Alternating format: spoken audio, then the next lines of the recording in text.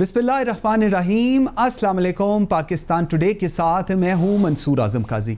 नाज़रीन, वज़ीर आज़म इमरान खान ने लॉकडाउन मरहलावार खोलने का ऐलान कर दिया है और कल यानी बरोज़ हफ्ता लॉकडाउन को मरहलावार खोला जा रहा है। इस फैसले पर वफाकी हुकूमत के साथ तमाम सूबाई हुकूमतें भी ऑन बोर्ड हैं। बलूचिस्तान की सूबाई हुकूमत इस लॉकडाउन को बदस्तूर जारी रखने का फैसला किया है क्योंकि उनका मौक़िफ़ है कि हम डॉक्टर्स की राय को बहुत अहमियत देते हैं और डॉक्टर्स अभी लॉकडाउन खोलने के हक़ में नहीं हैं। आज भी अफसोस ये है कि कोरोना वायरस पर हुकूमत और अपोजिशन एक पेज पर नहीं आ सकी। इसके साथ साथ 18वीं तरमीम हुकूमत की ज़रूरत है और नैब ऑर्डिनेंस अपोजिशन के लिए गले की हड्डी और इस सूरत हाल से निपटने के लिए दोनों को निगोशिएशन टेबल्स पर बैठना होगा। कोरोना में सोशल डिस्टेंसिंग की वजह से हाथ मिलाना तो अब मुमकिन ना होगा, लेकिन एक पेज पर होना भी मुश्किल नज़र आता है। इस तमाम तर सूरत हाल पर बात करेंगे अपने आज के प्रोग्राम में। नाज़रीन, प्रोग्राम के पहले हिस्से में मेरे साथ होंगी सेनेटर शेरी रहमान, पाकिस्तान पीपल्स पार्टी की पार्लिमानी लीडर हैं सेनेट के अंदर, और प्रोग्राम के दूसरे हिस्से में मेरे साथ होंगी जरताज गुल वज़ीर मुमलिकत हैं, पाकिस्तान तहरीक इंसाफ को रिप्रेजेंट करते हैं।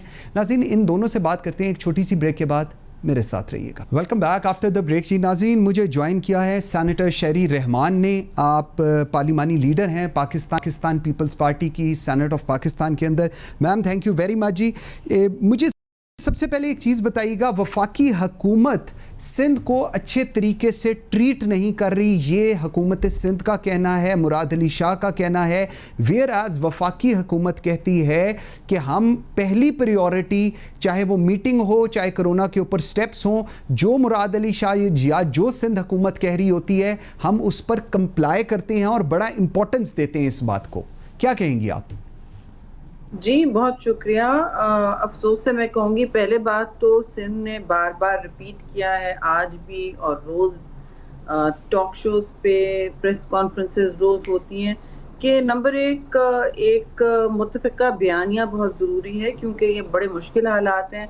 हम लोगों से कह रहे हैं कि आप जिस्मानी और समाजी अलहदगी इख्तियार करें, ये बड़ा मुश्किल है हमारे कल्चर में भी और दुनिया में भी, ख़ास तौर से इक़्तिसादी हालात के हवाले से और लोगों की रोज़गार के हवाले से ये बड़ा कड़ा इम्तिहान है। तो इस आज़माइश में लोगों को डालने के वक्त जब मुल्क में एक बयानिया होता है तो फिर थोड़ी सी तक़वियत होती है कि कम अज़ कम चलें, सांस ले, बंदा के जो हमारी क़यादत है आला, जो हमें कह रही है कि ये काम करना है, वो कम अज़ कम एक दूसरे के साथ इत्तेफाक करते हैं और हमें फिर हौसला भी होता है, लोगों को हौसला होता है। तो हमारी कोशिश ये रही है कि देखिए, वफाक से कोई हम अलग ना जाएं, कोशिश करें कि जितनी हम तहफ़्फ़ुज़ दे सकते हैं लोगों को जाने बचाने के हवाले से, जो पहली तरजीह है, जान बचाना पहली तरजीह है।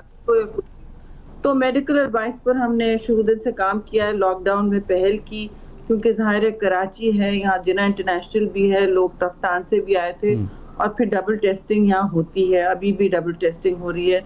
जो फ़्लाइटें आती हैं किसी और एयरपोर्ट से इंटरनेशनल, जब यहाँ आती हैं तो फिर हम 2 दिन और यहाँ टेस्टिंग कर रहे होते हैं और उससे आपने देखा रिजल्ट। तो सूरत हाल ऐसी है कि हम देखते हैं कि मीटिंग में कुछ कहा जाता है और फिर बाद में लावा फटता है बाहर टीवी पर। अभी भी शायद कोई पंजाब के मिनिस्टर, मैं तो उस लेवल की बात भी नहीं करती, सूबे के लेवल पर वो लगे हुए हैं, सबका नाम ले रहे हैं, रोज कोई ना कोई एक बहुत ही सख्त सिंध मुखालिफ, PPP मुखालिफ बयानिए में मसरूफ रहता है। कुछ उनको लगता है एजेंडा भी होता है और उनको कोई टास्क भी दिया जाता है कि आपने ये मुकम्मल करना है आज। ठीक हो गया। ठीक। अच्छा, अफसोस से मैं सिंध से ये रद्द-ए-अमल होता है कि हम नहीं चाहते। जब वो कहते हैं तो उसके बाद सिंध की तरफ से रद्द-ए-अमल आता है। This is what is happening. ठीक, नहीं आए, अगर धीमे अल्फाज में भी नहीं आए मेरे भाई, तो फिर ये लोग हमसे कहते हैं कि आप लोग जवाब नहीं दे रहे हैं। क्या आप लोग, ऐसी बात है कि आप ये सारी बातें कर रहे हैं हमसे ढकी छुपी? ऐसा कुछ नहीं है। तो हम आपसे आप ये देखिए ना, कहा गया कि अशराफिया का, अब बताएं अशराफिया का फैसला कैसे हो सकता है जब आप खुद वो फैसले कर रहे हैं, आप प्राइम मिनिस्टर हैं, आप चैनल के ओनर हैं, तो आप एक फैसला करते हैं या डायरेक्टर फैसला करता है जो भी अनाउंस करता है उसको ऑन करना होता है। एग्जैक्टली नहीं कि ठीक। अच्छा मुझे एक चीज़ बताइएगा, ठीक हो गया आपका पॉइंट आ गया, मुझे एक चीज़ बताइएगा, आज जो फैसला हुआ है, मतलब कल जो फैसला हुआ था और कल से अब लॉकडाउन रिमूव होने जा रहा है, इसके ऊपर सिंध की बाइंग मुकम्मल तौर पर है? क्योंकि हमने देखा बलूचिस्तान ने तो अभी उसको लॉकडाउन नहीं रिमूव किया, वो कह रहे हैं जी हम इसको अभी एक्सटेंड रखेंगे बिकॉज हमारे डॉक्टर्स का व्यू बड़ा इंपॉर्टेंट है। आप लोगों का इसके ऊपर, you are comfortable with it, you feel like कि now it's time that it should be partially removed, smart lockdown होना चाहिए एंड ऑल दैट? जी देखिए, स्मार्ट लॉकडाउन बड़ी अजीब सी चीज़ है, इसकी कोई इसकी डेफिनेशन अभी तय नहीं है, इसको बस इस्तेमाल किया जा रहा है अल्फाज की तरह, तो I will avoid that. Okay, मैं ये कहूँगी कि हमें प्रिसाइज बात करनी है। इस वक्त भी आज हमारी गवर्नमेंट जो है सिंध में, वो रिव्यू कर रही है कि जब देखिए जितना भी आपने कारोबार चलाना है, जो जरूरी है, आपने एक तो एसेंशियल सर्विसेज पहले खोलनी होती हैं, उसके बाद आप देखते हैं कि किस किस के जो SOPs हैं, किस किस की जो जो जो आप हिफाजती इक़दामात हैं वो टाइम पर अगर कर सकें तो आप करें। लेकिन आज तो मैंने जितना देखा उसमें तो सिंध ने भी कहा कि कल तक तो हो नहीं सकेंगे इक़दामात। अगर कोई समझता है कि आज अनाउंस कर दिए, so they won't be able to do it by tomorrow. वो शायद मंडे की बात कर रहे हैं या आगे की, क्योंकि ठोस ये एक, मैं आपको कह दूं टीवी पे फिर पूरा शहर खुला हो और कोई SOPs ना हो, उस खुले होने में भी SOPs होने हैं। जिंदगी हमारी तब्दील हो गई। At this moment time you feel like कि अभी 1-2 दिन तक लॉकडाउन कंटिन्यू रहेगा, उसके बाद जिस वक्त SOPs आ जाएंगे then Sindh is going to open? जी इज दैट सो? जी ऐसा ही है। बहुत सारी जो 9 मई के पहले हैं इकदामात, उस पर बात हुई है, फिर आगे जाके जो भी है। देखिए एंड में हमने कोशिश करनी है लोगों की जान बचाना, फिर उनको रोजगार या कोई किस्म का राशन मुहैया करना, जो बड़ा मुश्किल है। वैसे भी रमजान है, इन हालात में और लॉकडाउन में बड़ा मुश्किल रहा है। ठीक है, तो जो भी कोशिशें हैं, फेज्ड है वगैरह, वो हम करेंगे। लेकिन खदशा तो ये है कि बहुत ही ज्यादा इससे टेस्ट केसेस इस वक्त बढ़ रहे हैं मुल्क में।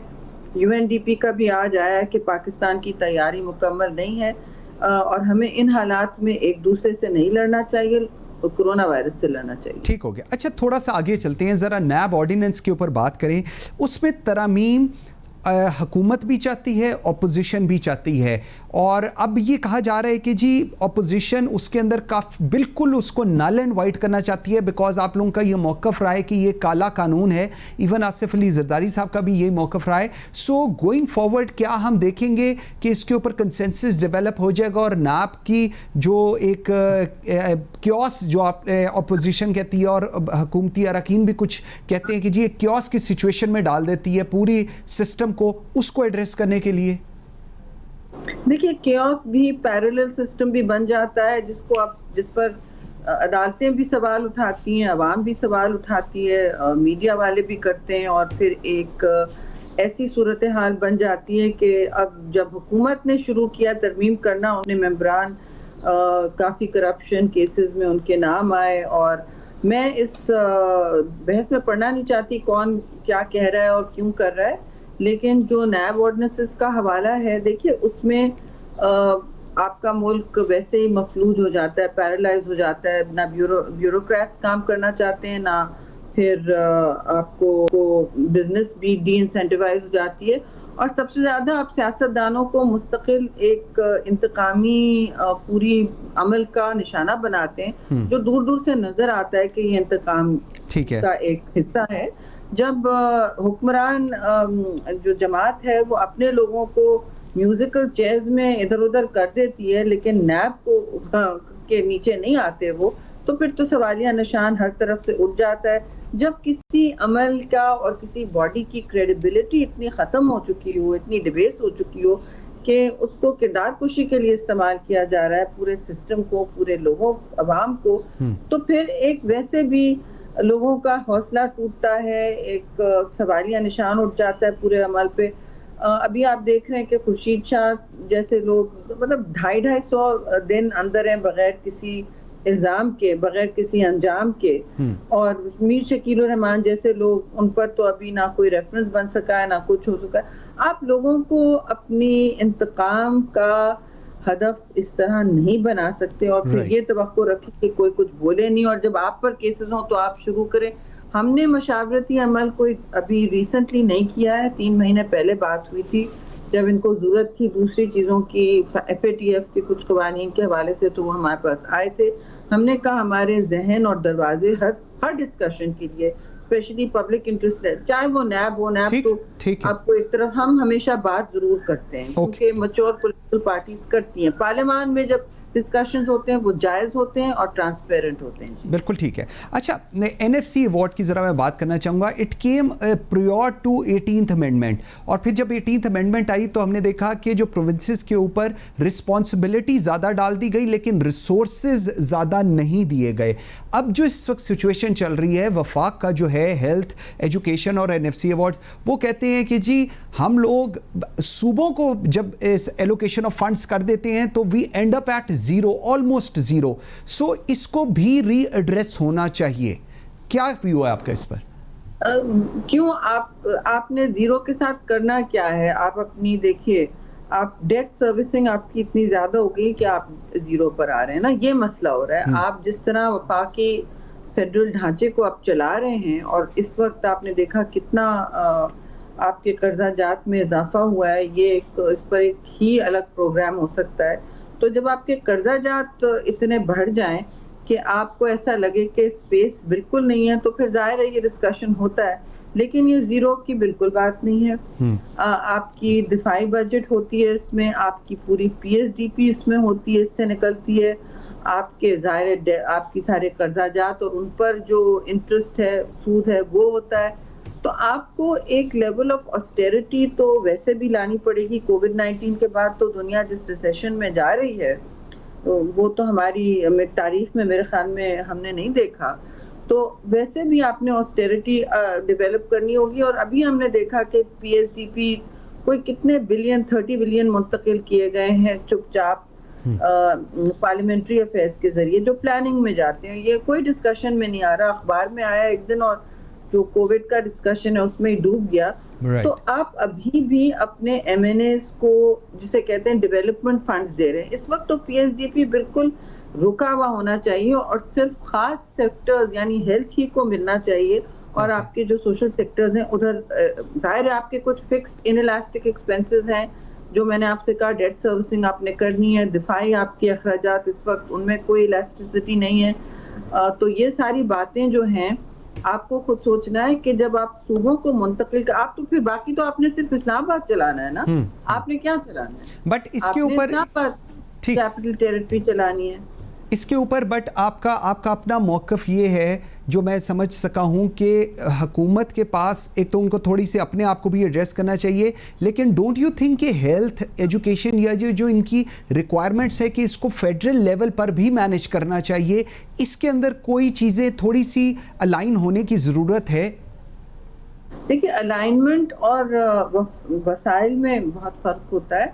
आप अगर परफॉर्मेंस देख लें हेल्थ का, मसलन जब से सूबों को, ये डिबेट हो ही नहीं रही है, जब से सूबों को मुंतकिल कर लिया है। आप आज डॉक्टर परवेज का शायद आर्टिकल है किसी अखबार में, उसमें लिखा है और कहीं ये डेटा नहीं सामने आ रहा कि कितने अस्पताल बने हैं। और 2018 के बाद थोड़े रुक गए, लेकिन 900 अस्पताल बन चुके हैं ओके इन सूबों में। तो सूबों ने अपनी परफॉर्मेंस, क्योंकि जवाबदेही होती है डायरेक्ट, जितनी आप करें दुनिया में, आप डेवोल्यूशन जब करते हैं तो जवाबदेही जमीन से ज्यादा मुंतकिल होती है और लोग, अवाम फिर आपसे तवक्को भी करती है। जब सूबों के पास हेल्थ होती है तो उनको डेवलप करने पड़ते हैं वसाइल, और अभी करने पड़ेंगे। मैं कहूँगी कि किसी सूबे की इसमें कारकर्दगी मुकम्मल तौर पर तो सेटिस्फैक्टरी नहीं है जी, पूरे पाकिस्तान में नहीं है, पूरे साउथ एशिया में नहीं है।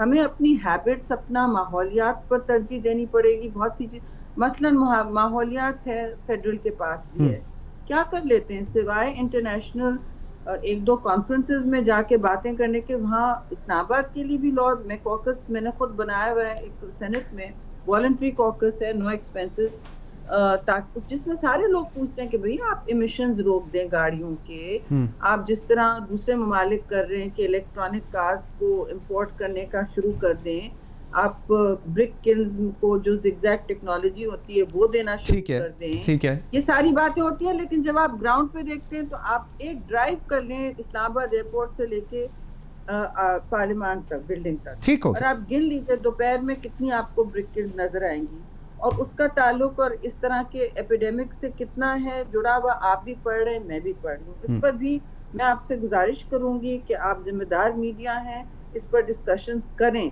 कि आगे जाके हमारी क्या तरजीहात होनी चाहिए। ठीक है, थोड़ा सा मैं लास्ट एक दो क्वेश्चंस पे आऊँगा।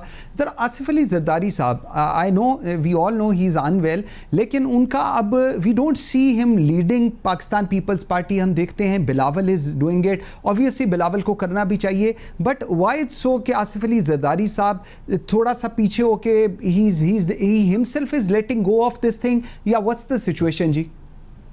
जी बिल्कुल, उनका कहना ये है कि, और काफी सालों से ये बात चल रही है पार्टी में कि एक नया जनरेशन आया है, और उस नए जनरेशन को फिर आप, अगर आप खास तौर से ग्रूमिंग हो चुकी है या हो रही है, तो आप स्पेस दें ना, आप स्पेस देंगे तो फैसले करेंगे, और इस वक्त स्पेस काफी दी हुई है उन्होंने, और कहते हैं वैसा भी मेरा हर चीज का वक्त होता है जी।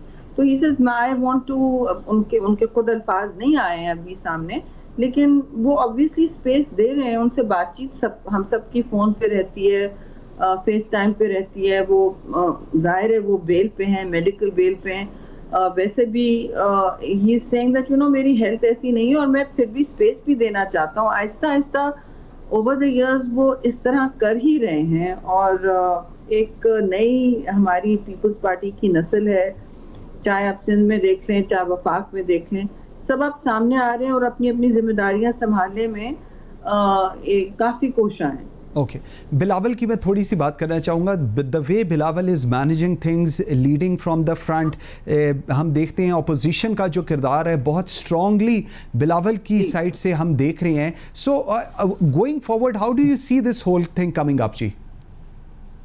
जी बिल्कुल, अपोजिशन की सियासत और पार्लियामान की सियासत हमेशा पीपल्स पार्टी की क़यादत को बहुत अहम और जिसे कहते हैं तरजीहात में से रही है, जो शायद दूसरी पार्टियों में ऐसा ना हो, और ये आप हमारे रिकॉर्ड और परफॉर्मेंस से देख सकते हैं।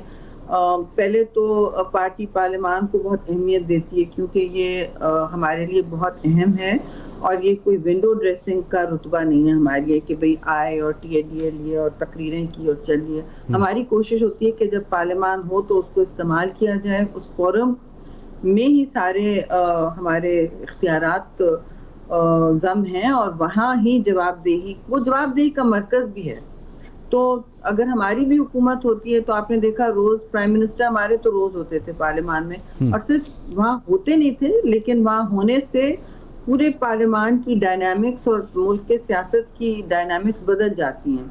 वो सारी कुव्वत और पावर का मंबा शिफ्ट हो जाता है टू पार्लियामेंट। फिर 18वीं तरमीम सिर्फ सूबों तक महदूद नहीं थी या NFC तक उसका डिस्कशन नहीं था, उन्होंने पूरा पावर मुंतकिल किया प्रेसिडेंसी से, ठीक है, न्यूक्लियर कमांड की भी हर चीज पार्लियामान को दे दी ना, जरदारी साहब ने खुद किया, सेनेटर शहरी हमारे मजदूर का हिस्सा है जी। ठीक हो गया। सेनेटर शहरी Rahman, thank you very much, very grateful for your time. Viewers, एक छोटी सी ब्रेक है, और जिस वक्त हम ब्रेक से वापस आएंगे तो हमारे साथ होंगी जरताज गुल वजीर, वजीर मुमलकत है पाकिस्तान तहरीक इंसाफ की। मेरे साथ रहिएगा।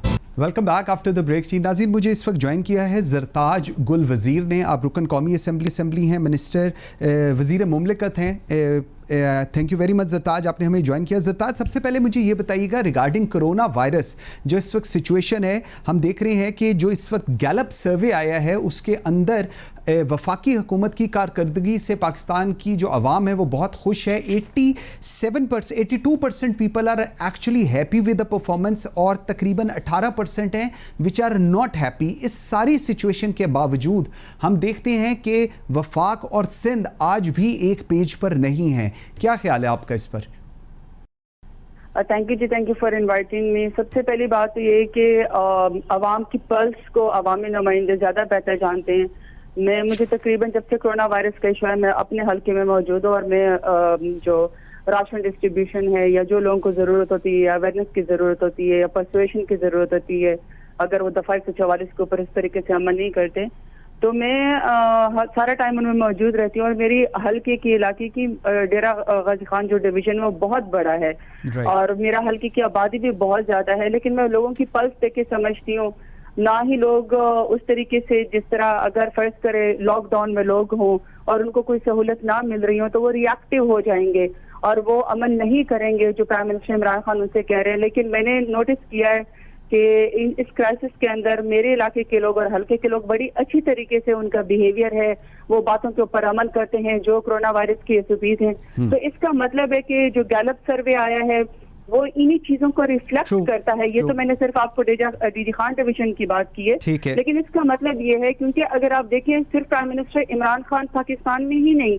वैसे तो वो एक ऐसे वज़ीर आज़म है जो बार बार अपनी कौम को हर कुछ दिन के बाद उसमें लेते हैं, ट्रस्ट में लेते हैं, उनको बताते हैं, क्योंकि 22 करोड़ या 23 करोड़ आवाम को डंडे की जोर के ऊपर या लाठी चार्ज करके या जेलों में बंद करके तो क्वारंटाइन नहीं किया जा सकता, आइसोलेट नहीं किया जा सकता जब तक कि वो खुद उस एसओपीज के ऊपर ना अमल करे जो वो खुद उसके ऊपर परसुएड हो। तो वो अल्हम्दुलिल्लाह प्राइम मिनिस्टर इमरान खान के स्टेचर पाकिस्तान के अंदर और दुनिया के अंदर जो उन्होंने इकदाम किए हैं उसको दुनिया जो है वो सेक्रेटरी जनरल जो है इसके सेक्रेटरी जनरल तो यूनाइटेड नेशंस, उन्होंने भी उनके इक़दाम को एक्सेप्ट किया। लेकिन मैं आपकी थोड़ी बात काट रहा हूँ, आपका पॉइंट बिल्कुल ठीक है। मेरा सिर्फ ये था कि अब गोइंग फॉरवर्ड, लेकिन आज भी सिंध के साथ वही इशू है। आज भी हम देखते हैं जो व्यू पॉइंट फेडरल का होता है वो सिंध का नहीं होता। अभी रिसेंटली उन्होंने माना है लेकिन बड़े partially they have agreed on it. इसके ऊपर आपका क्या ख्याल है जी? देखिए, मैं यही आपको बात करना चाह रही थी कि चाहे लोकली कॉन्स्टिट्यूएंसीज डिस्ट्रिक्ट के अंदर हो, चाहे प्रोविंसेस के अंदर हो, नेशनल सतह पे हो या इंटरनेशनली, जो प्राइम मिनिस्टर इमरान खान जो भी कोरोना वायरस से रिलेटेड जो इकदाम करते हैं उसको दुनिया और पाकिस्तान के लोग सराहते हैं। और इसीलिए गैलप सर्विस जो है वो 82% लोगों ने एतमाद फेडरल गवर्नमेंट के ऊपर जो है वो किया है। जहां तक आपने स्टेट गवर्नमेंट की या उसकी बात की, तो सबसे पहली बात ये कि जारी बात है टॉक शो से और प्रेस कॉन्फ्रेंस से और टीवी से तो ये लगता है कि खुदा न खासा शायद सुबह सिंध और जो वफाक है वो दस्तो गिरबां है। हाँ। ऐसा नहीं है। अगर दस्तो गिरबां होता तो NCCU में जिसका हिस्सा जो है वो हेल्थ मिनिस्टर हर सूबे का और चीफ मिनिस्टर हर सूबे का इंक्लूडिंग मुराद अली शाह साहब जो है वो उसका हिस्सा है। जब नेशनल कोऑर्डिनेशन कमेटी की जो मीटिंग होती है तो उसमें आपने शायद असद उमर साहब की बात सुनी थी, क्योंकि वो इसको हेड करते हैं, चेयर करते हैं। हाँ, उन्होंने फरमाया कि जब मुराद अली शाह साहब जो सजेशन देते हैं प्राइम मिनिस्टर इमरान खान सबसे पहले उसके ऊपर अमल करते हैं और उसको सुनते हैं। तो इसका मतलब है कि जो NCCU के अंदर करता है या national command and control system को बताता है या प्राइम मिनिस्टर को बताता है तो वो कंसेंसस होता है प्रोविंसेस और वफाक एक सूबे पे होते हैं। बट अनफॉर्चुनेटली जब वो पॉलिटिकली अपनी पॉलिटिकल सेविंग करते हैं, क्योंकि हर पॉलिटिकल पार्टी की एक अपनी आइडियोलॉजी है, जाहिर बात है हमारी गवर्नमेंट नहीं है, फिर जब उनके ऊपर क्योंकि अनफॉर्चुनेटली अगर आप देखिए पंजाब के अंदर बड़ा रिलीफ दिया गया है पंजाब गवर्नमेंट की तरफ से, गवर्नमेंट की तरफ से। पंजाब गवर्नमेंट तो लोकली 18 अरब के जो लोकल वो थे टैक्सेस थे वो माफ कर दिए, जिसमें इंक्लूडिंग एंटरटेनमेंट फंड भी था। और वफाक तो ऑलरेडी हम लोग क्विट कर चुके, 27% हमने अपनी तनख्वाहें या अपने मराज जो है वो वैसे ही खत्म की हुई है। ठीक है। तो इसी तरीके से अगर आप एहसास की फालत देखें तो प्राइम मिनिस्टर इमरान खान ने जब 144 अरब शुरू किया एहसास कैश प्रोग्राम, तो हमें बंदे का भी पता है, एहसास के फालत सेंटर का भी पता है, एड्रेस का भी पता है। लेकिन वही बात जब सिंध के अंदर आई थी, 27 अरब जो है वो फेडरल गवर्नमेंट की तरफ से सिंध हुकूमत के लोगों को दिए जा चुके हैं डायरेक्टली। लेकिन अगर आप उनकी प्रेस कॉन्फ्रेंस देखिए बिलावल जरदारी की, so you are trying to say कि this is more of a politics what is happening, ये आपका ख्याल ये है कि ये सियासत हो रही है इस वक्त इस चीज के ऊपर? आई थिंक वो मेरा ख्याल है वो फेस सेविंग करते हैं और वो बार बार कहती है हमें कैश दिया जाए। देखिए कैश तो 27 अरब फेडरल गवर्नमेंट डायरेक्ट लोगों को दे चुकी है, जिसका हम आपको पूरा ये ऑटोमेटेड है, हम आपको बता सकते हैं कि जी किस शख्स के पास वो पैसे गए। अब 27 अरब कैश प्रोग्राम 12,000 की सूरत में बहुत बड़ा रिलीफ है एक दिहाड़ीदार बंदे के लिए, सिंध के लोगों को हम दे चुके हैं।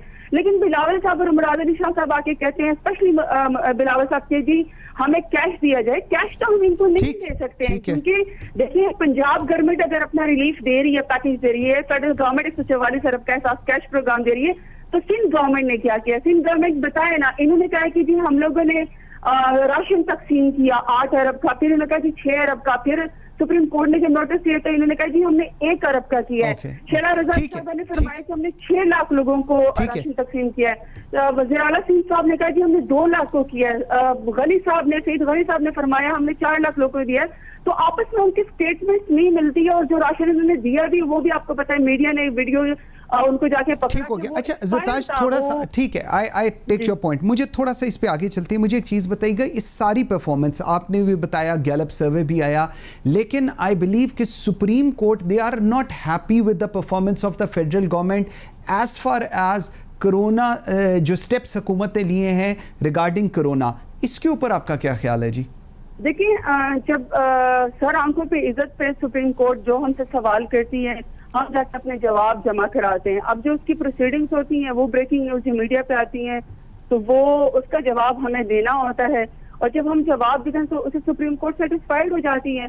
लेकिन जब वही जवाब सिंह गवर्नमेंट ने अपने 1 अरब राशन प्रोग्राम का दिया तो उन्होंने कहा कि जी इसका तो पता ही नहीं है हमारे पास। तो देखिए 144 अरब के साथ कैश प्रोग्राम था, हमारे पास तो एक एक बंदे का हिसाब मौजूद है, हमारे पास की कंप्यूटराइज है, सिंह गवर्नमेंट के पास नहीं है, और उनके आपस की स्टेटमेंट्स भी नहीं मिलती हैं। ठीक है, तो उस वजह से सुप्रीम कोर्ट जो सवाल करती है हम पाबंद हैं, सूबे भी पाबंद है, फेडरल गवर्नमेंट भी पाबंद है कि जो हमसे सवाल करते हैं हम वो जवाब जमा कराएं। तो जवाब में अगर आप देखिए यहाँ के क्वेश्चन देखें तो उसमें इस तरह की तो कोई बात नहीं है, उसमें तो क्वेश्चन सिर्फ सिंध गवर्नमेंट के ऊपर आया और सिंध गवर्नमेंट जवाब दे है। उन्होंने कहा कि जी हम लोगों ने तो राशन ऐसे बांटा कि लोगों को पता ही नहीं चला। देखिए ये आपकी जाती निराश नहीं थी कि लोगों को पता न चला। जब आप टैक्स पेयर के पैसे लोगों में तकसीम करते हैं तो आपको एड्रेस का पता होना चाहिए, लोगों का पता होना चाहिए, कौन से ट्रक थे, किस जगह से आपने वो सामान खरीदा, किसके जरिए पहुंचाया, कौन वो लोग थे, वो घोस्ट तो नहीं थे ना। तो लोगों को आपने ये गवर्नमेंट के पैसे के ऊपर जवाब देना होता, तो हम तो जवाब दें। हमारे पास 144 अरब जो हम दे रहे हैं, हमारे पास अरब हम लोगों ने सिंध गवर्नमेंट के लोगों को दिया है, डायरेक्ट कैश दिया है, तो हमारे पास तो उसका तमाम सवाल जवाब और हिसाब किताब मौजूद है। So you think कि जो सुप्रीम कोर्ट के ठीक है एनसीसीयू में सिंध गवर्नमेंट और तमाम प्रोविंसेस जो हैं वो एग्री करती है, बट अनफॉर्चुनेटली क्योंकि सिंध गवर्नमेंट की परफॉर्मेंस प्रोविंशियल लेवल के ऊपर 0 है 18वीं तरमीम के बाद, तो वो फिर फेस सेविंग की तरफ जिस तरह लड़ाई करते हैं। लेकिन मेरा ख्याल है कि लेकिन जो सवाल मैं आपसे कर रहा था, क्योंकि सुप्रीम कोर्ट के रिमार्क्स फेडरल गवर्नमेंट के लिए आए हैं, बट यू थिंक कि फेडरल गवर्नमेंट अपना काम बिल्कुल सुप्रीम कोर्ट के जो व्यू पॉइंट है उसके अकॉर्डिंगली, आपका ये ख्याल है कि वो ज़्यादा उनका फोकस सिंध को रिलेटेड है rather than federal government, is that so जी? मैं तो आपको सिर्फ ये कह रही हूँ कि जब हमसे कोई क्वेश्चन होता है, जारी बात है क्वेश्चन के टाइम पे तो जो प्रोसीडिंग्स होती हैं वो तो जब मीडिया दिखाता है तो वो कहीं कहीं पर अनसेटिस्फैक्टरी होती है, कहीं पर सेटिस्फैक्टरी होती है, लेकिन हम अपना जब जवाब जमा करवाते हैं तो वो पे सेटिस्फाइड होते हैं। लेकिन फर्दर भी देखें, जारी बात है जब एक दुनिया के अंदर एक पेंडेमिक बीमारी और उससे जो वर्ल्ड फूड ऑर्गेनाइजेशन है या जो अक़वाम मुत्तहिदा है, जब वो कहें कि दुनिया का सबसे बदतरीन कहत आने वाला है और 25 करोड़ लोग दुनिया में खुदा न ख्वास्ता कहत या भूख से मर जाएंगे, उसमें पाकिस्तान भी शामिल है, तो इतने बड़े वास्ट पैमाने के ऊपर लोगों को कंट्रोल करना, रिलीफ करने में जरूर क्वेश्चन आंसर तो हो सकते हैं। ठीक हो गया। अच्छा थोड़ा सा आगे चलते हैं, नैब की तरामीम के ऊपर मुझे एक चीज़ बताइएगा, क्या आप लोगों की या पाकिस्तान तहरीक इंसाफ, इमरान खान साहब की, आप लोगों की कोई मजबूरी इस वक्त हो रही है कि नैब की जो तरामीम कह रहे हैं जी होनी चाहिए, और शायद कह रहे हैं कि जी आर्म ट्विस्टिंग भी इसको लेकर की जा रही है कि जी अगर ये नहीं होंगी तो आगे चीज़ें नहीं चलेंगी, कोई ऐसी सिचुएशन है जी?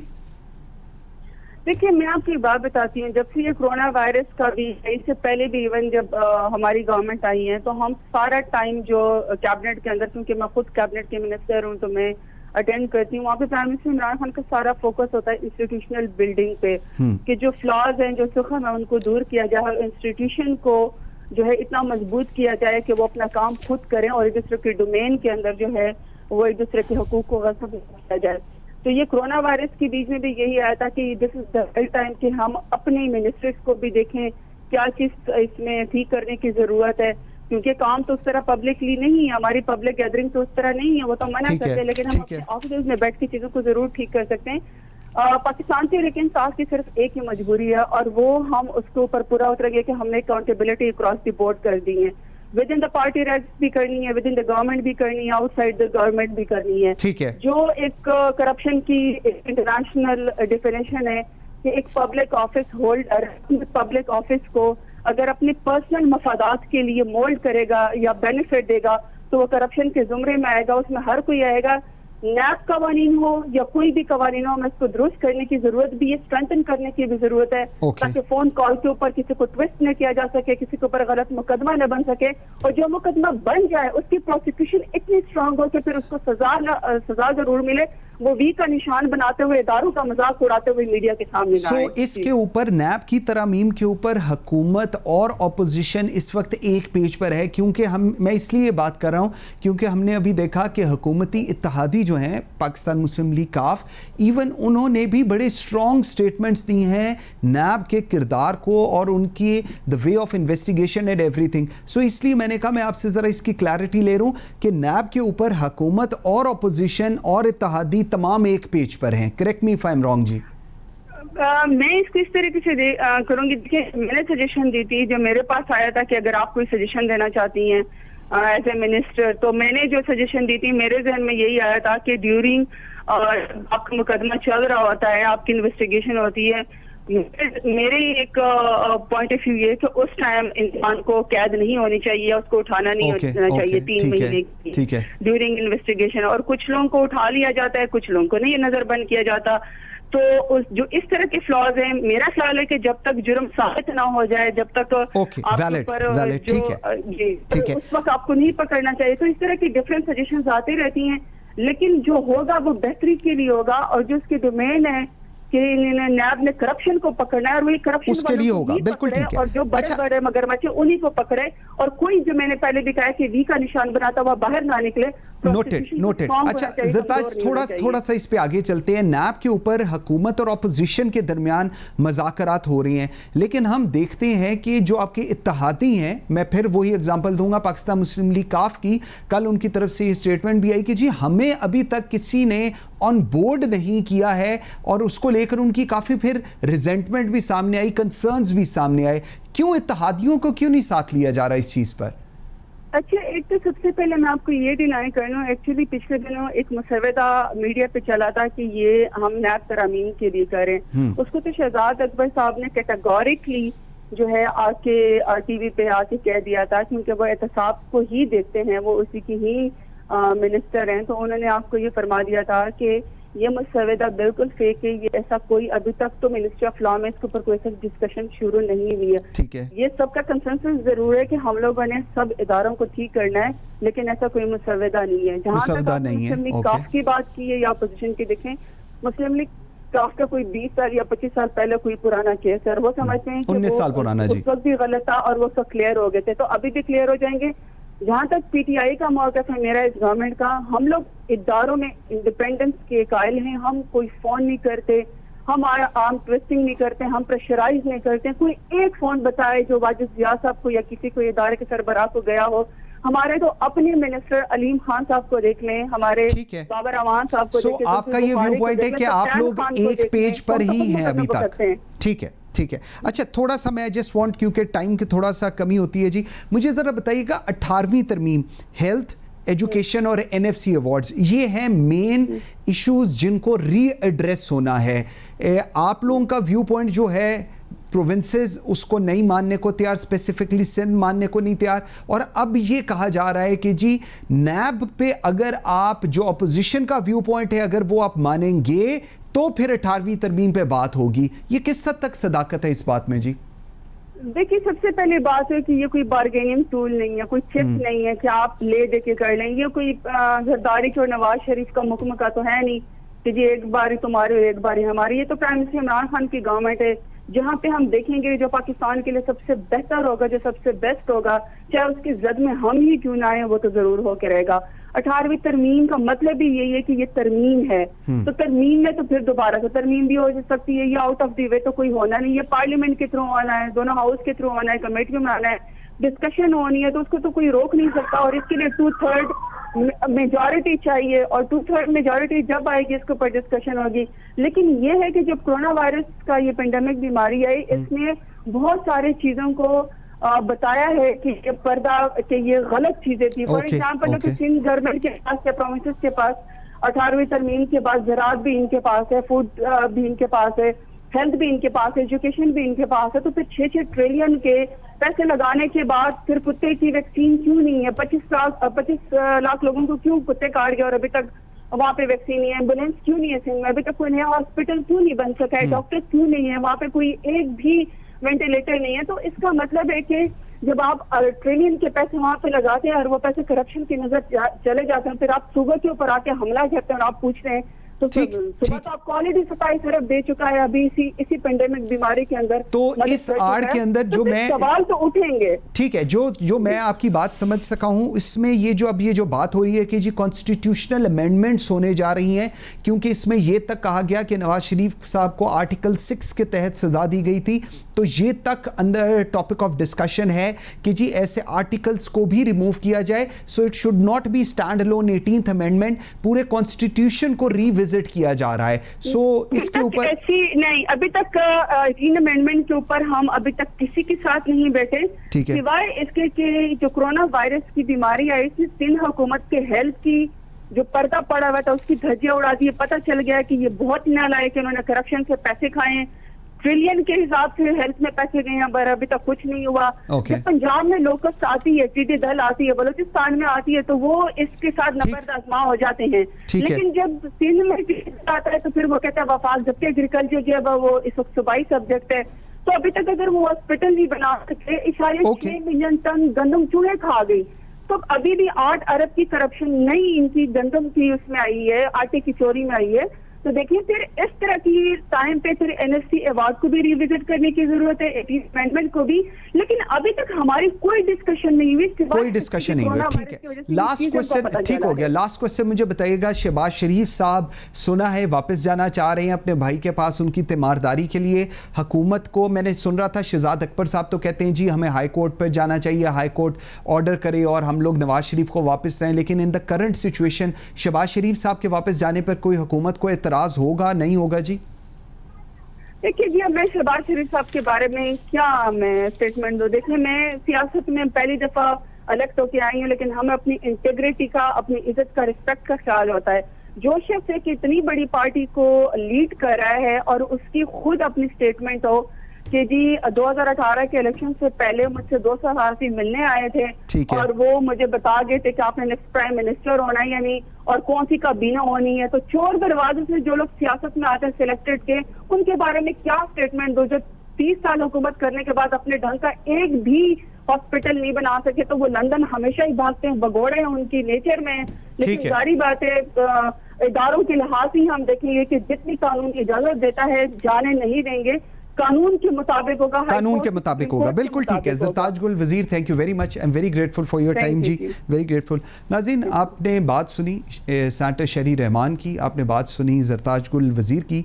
फैसला आपने करना है। मौक़िफ़ बिल्कुल हुकूमत का भी है, अपोजिशन भी है। मौक़िफ़ वो हमें समझना है जो हमें पता हो कि ये बात ठीक हो रही है, ये गलत कर रही है। इसका at the end of the day फैसला आप लोगों ने करना है। Thank you very much for watching Pakistan today. इंशाअल्लाह ताला बशर्ते ज़िंदगी आपसे मुलाकात होगी कल। मुझे मंसूर आज़म काजी को इजाज़त दीजिए। अल्लाह हाफ़िज़।